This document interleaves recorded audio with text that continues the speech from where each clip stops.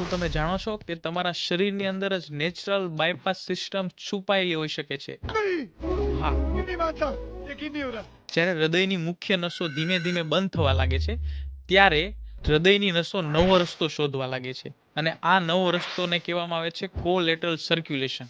Natural બાયપાસની પ્રક્રિયા એ કોઈ જાદુ નથી, પણ એ નિયમિત કસરતના કારણે ખુલી શકે છે. એને કહેવાય ઝોન 2 કાર્ડિયાક એક્સરસાઇઝ.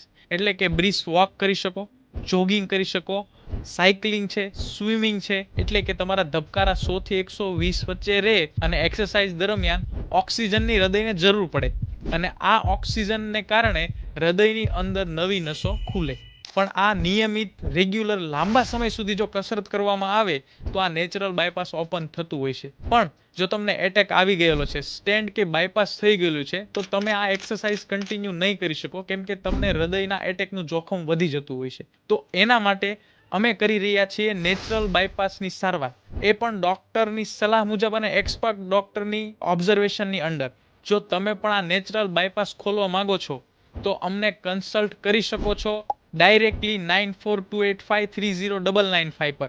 અને જો તમને આ પ્રોસેસની પીડીએફ જોઈએ છે તો કોમેન્ટમાં લખી દો બાયપાસ.